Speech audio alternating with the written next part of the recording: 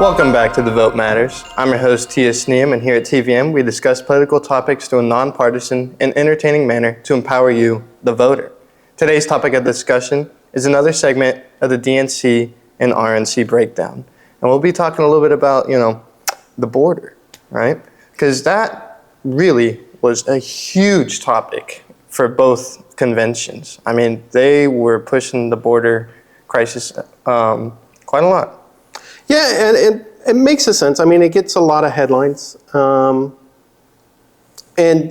honestly, when you think about the border itself, the real culprit in all of this is actually our Congress, because they should have passed legislation really helping Homeland Security really determine what is appropriate when it comes to our border.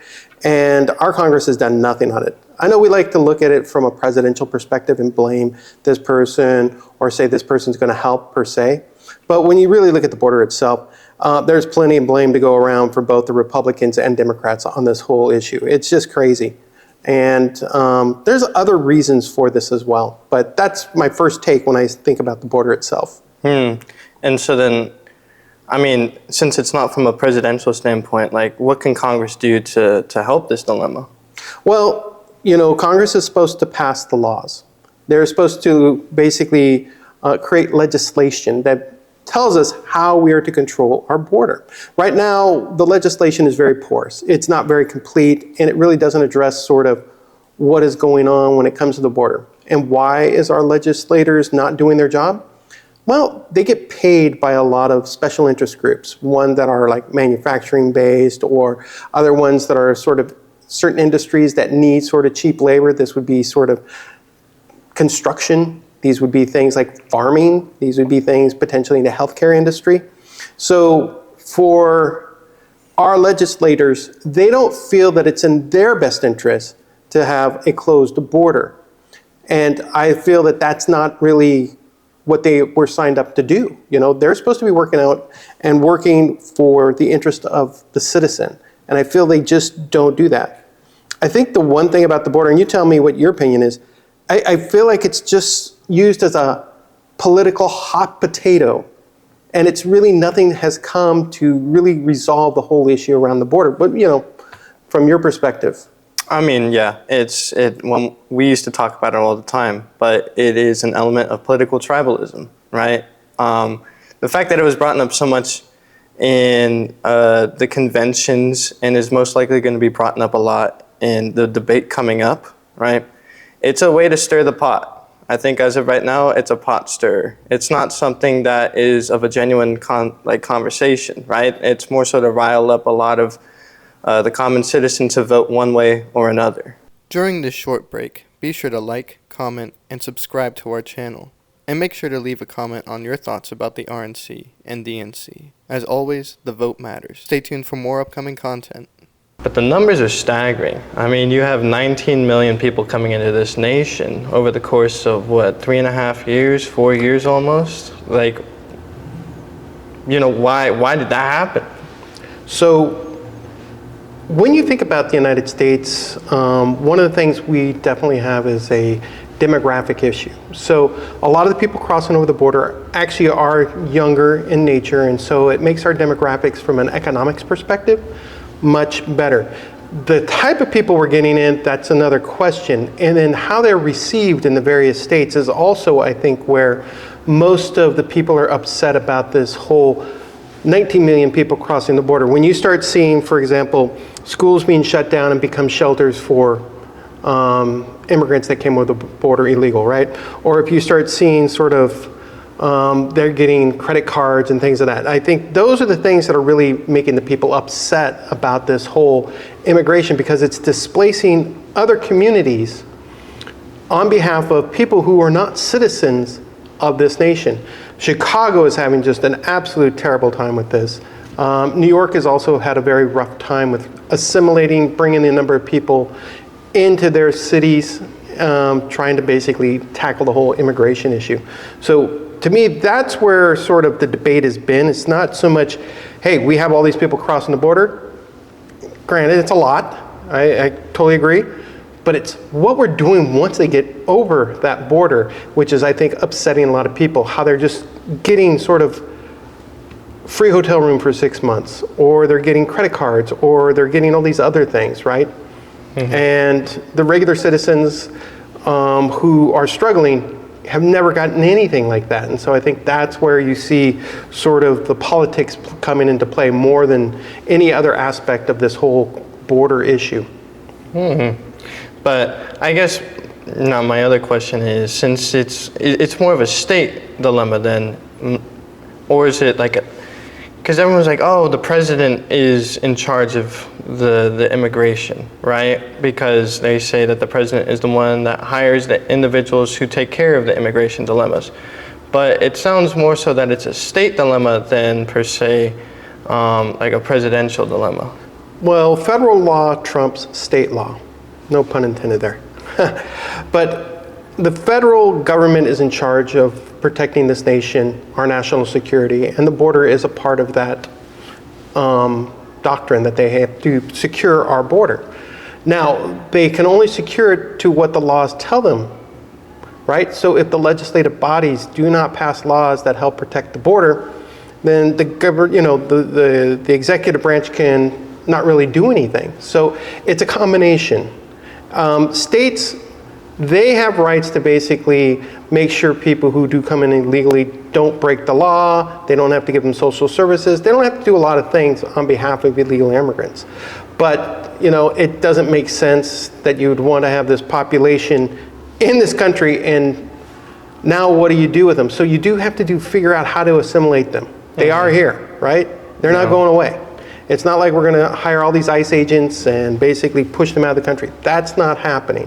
But you have to do it in a way, though, that does it proper without at the cost of the citizens.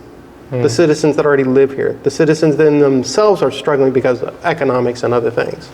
So it's a balance act, right? Right now, I think the execution has just been awful.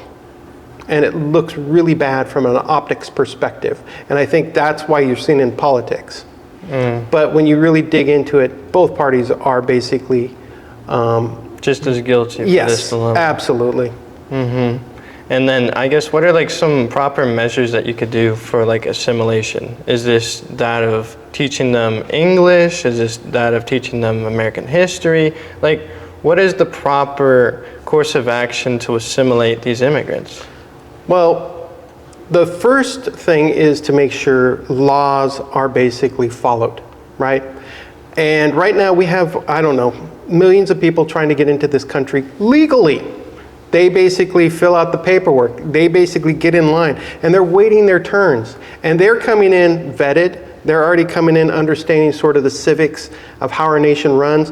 They've already come in somewhat educated, and they're not going to be too much of a burden on our social systems. So when you have the mass amount of people that came over the border that we've seen, it is just so harsh on our social services. The educational system suffers, right? Because now you have to, when you get to a school, right, the one thing teachers always do is they try to teach down to the lowest common denominator. It's not the fault of the kids, right? But they do have to basically teach that lowest level and try and bring them up as quick as possible so that they can get everybody else moving quickly. So there's a really big impact from an educational perspective. Then you're going to have impacts on like hospitals, social systems. They're just going to basically be inundated. And how do you handle something like that? When you talk about 19 million people, there's no really easy answer for this at all. Right now, the Democrats are trying to do it one way. I think it's causing some problems, and I'm pretty sure they're going to suffer a bit from that at the polls. But again, I go back to the same thing. What solutions did the Republicans come up with? What solutions did they offer? How are they basically partnering in our legislative body to correct this? Well, see, I think that's like the problem is I haven't heard of any solution, and more specifically, like with the votes coming up and that being such a prominent topic, I think it's important for common citizens to know what they're voting for. But when it comes to immigration, you have no idea what you're voting for, right? Like it is so fogged and clouded by misinterpretation and misguidance on such a subject. So I'll put it really simple. A certain candidate is going to get elected because of immigration, right? But they're not going to fix it because they like the problem because it keeps getting them re-elected.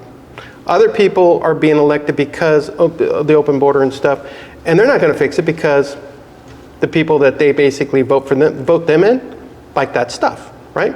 So even though they talk and even though they say they're going to do something, often nobody does anything about it because it's not in their best interest as a legislative person getting reelected every 2 or every 6 years, right? They have special interest groups that benefit, so they get money for their campaign, for their, to get through the primaries, things of that nature, right? So that's where I think it's really a situation that I don't think is solvable unless you really have a serious conversation, and we have a media that actually holds our politicians accountable. Right now, even our media doesn't do that. So it's like, how do you make somebody do something if they're never held accountable? And it doesn't benefit them to do anything about it. So how long is it, like, so then what would, that's the problem. Like, if it's never being fixed, and if this situation is never going to be fixed, then should it even be something to be discussed about in the debate, or is it more so something of a political tribalistic nature, right, to misguide individuals? Because from what I'm hearing, this dilemma is going to stay around for quite a while, regardless of the candidate that's going to be in office, right? Yeah, that's a very good summary of the truth, that this will not be resolved. I think you'll have somebody that will try, but there's just not enough momentum, there's not enough willpower for our legislative body to actually do anything about this. There's just too many people that are benefiting: corporations, healthcare industry, entertainment services, construction industry. There's just too many benefactors of having this kind of immigration. And so they're just going to keep the politicians talking a tough game, but walking a non-game. They won't do anything. I wish they would. I wish there was an actual legislative agenda to correct this whole thing. But at this stage, unless we've, as citizens, vote these people out of office, both Republicans and Democrats, border issues are never going to get resolved. So this is not a Democrat or Republican issue whatsoever. This is more, I guess that's where probably for us common citizens, we're sitting here trying to figure out, like, you know, where does this issue even stem from? Like, how did this even begin? Where did this even come from, right? Like, you're talking about 19 million people being able to cross over the border, and then you're also talking about how there were a lot of immigrants that were trying to come in legally, right? Oh, yeah. Trying to sign the documents, but they didn't even get a shot to come in. Yeah, So there was the 19 million that came in. in addition to the people that were illegal. Normally, we as a nation bring in anywhere from 1 to 2 million people legally every year. And then you have on top of that, over the last 3 years, 19 million plus immigrants that come in. So, you know, if you think about it, that's the size of, or bigger than, I don't know, That was bigger than LA. 30 states. Yeah. You know, so we're really bringing in a whole state, you know, every 2-3 years. It's amazing the amount of people that come into this. And why, again, it's all about the money. Yeah. You know, it's all about who can influence who needs that labor, who needs the cheap labor. All those kinds of things come into play here. So the border is such a difficult thing to address because nobody wants to address it. So since this isn't a Republican or Democrat issue, like, how should people vote on this dilemma? Well, actually, in a way, it is Democrat and Republican, but it's very state-oriented.